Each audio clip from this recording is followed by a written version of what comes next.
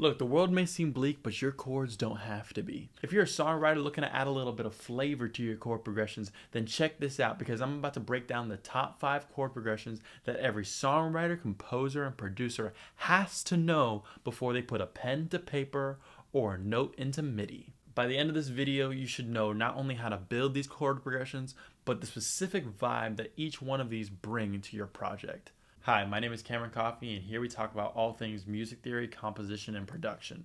Okay, so the first of these chord progressions is what I like to call the classic, and it goes 1, 4, 5, 1. Now this is the gold standard for the most basic chord progression in all of Western music, but don't be fooled, this is one of those cases where basic does not mean mid. This progression has been used by countless people, from Bob Dylan to Bach, from Mozart to Michael Jackson. And because of its use of only basic triads, this is one of the easiest ways to build a story into your music. For this video, I'll be doing all of our examples in the key of C to make it easier. The 1 chord establishes the home key and begins our journey at a point of rest. The 4 chord creates movement, adding the slightest bit of tension, as that 4th scale degree would really like to go back down to that 3rd. Now the 5 chord is the climax of the story. Often, this will be a 7th chord for added tension. Finally, when we go back to the 1 chord, it brings us home.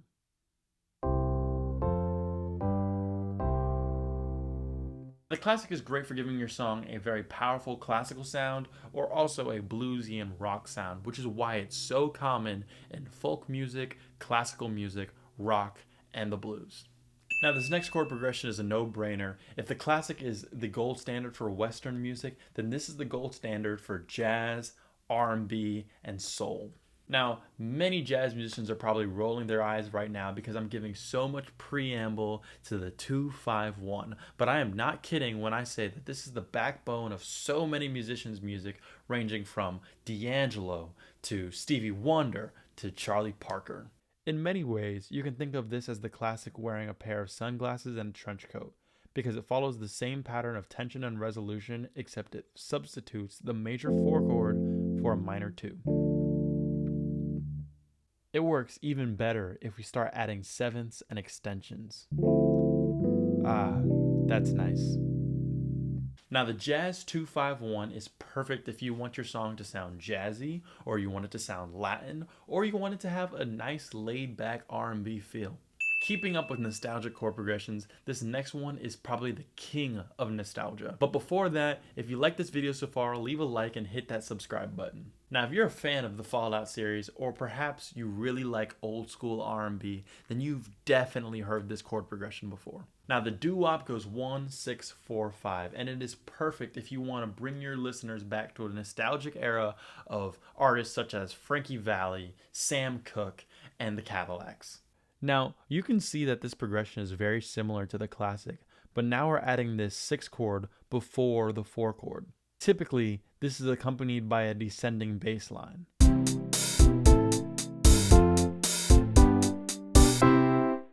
Sometimes artists will vamp on 1 to 6, like in What's Going On by Marvin Gaye, before moving to the rest of the chords. Like I said before, this progression is the king of nostalgia and is perfect if you're trying to bring your audience back to the era of the 50s soul, rock, and R&B. Now I bet you there are a bunch of piano and guitar players who are itching. They're seeing this 1, 6, 4, 5 and they're like, something's not right, something's wrong, right? And they're probably dying to move these chords around, but don't worry, I'm about to get to it. Named after the Axis of Awesome, a music comedy group, this next chord progression is used in hundreds, probably thousands of classic pop songs by artists such as Toto, to Taylor Swift, to Celine Dion. This progression starts on the 1 chord, moves to the 5 chord, which is a relatively irregular movement. We then go to a 6 chord, which would normally be called a deceptive cadence. Finally, we go to a 4 chord. Now what you may have noticed is that there's almost a cyclical cycle to this chord progression. Because that 5 chord shows up so early and it doesn't resolve to the 1, it almost feels like there's never a point of tension. But this is not a bug, this is a feature, because that's what makes this chord progression so perfect for so many diatonic, pentatonic, or stagnant melody. One last thing that I'll mention about this chord progression is that it can easily be transferred into a minor version simply by starting on 6 as opposed to 1. This last one is like the final boss of all major chord progressions. The classic, the jazz, the doo-wop, those all may be gold, silver, and platinum, but this right here, this is the whole periodic table, baby. Yes, we're talking about the diatonic circle of fourths. Now, I could spend a whole video talking about this concept, but to keep it simple, this is the natural progression that chords want to move in. It goes 1, 4, 7, 3, 6, 2, 5, 1. Now, obviously, chords don't want anything because they're not alive, but there's almost a magnetic attraction from one chord to the next. It's really more like gravity because you can keep falling down this chord progression until something stops you. Now, this chord progression is used in many jazz standards such as All the Things You Are, Autumn Leaves, and Fly Me to the Moon. But it was actually coined by this super underground, not well known composer known as Johann Christian Bach. Some people are going to laugh at that joke. Now, what's great about this progression is that you can manipulate it in tons of different ways. If I use just the chords from 3 to 5, I get a classic turnaround. If I make the 3 chord a dominant chord, it suddenly sounds minor.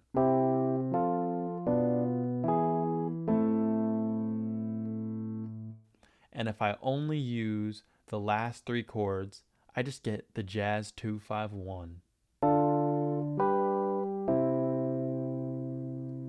And if you want to be able to recognize these chord progressions in real time, follow my Instagram, CamKCoffee, where I frequently post 10-second ear training videos and do composition and songwriting challenges. Big thanks to everyone who gave input on my last video entitled Why All Chords Are Secretly Lydian. And if you made it this far, leave a comment telling me what your favorite chord progression is in music, and maybe it'll be featured in a future video. Thank you so much for watching. I'll see you next time.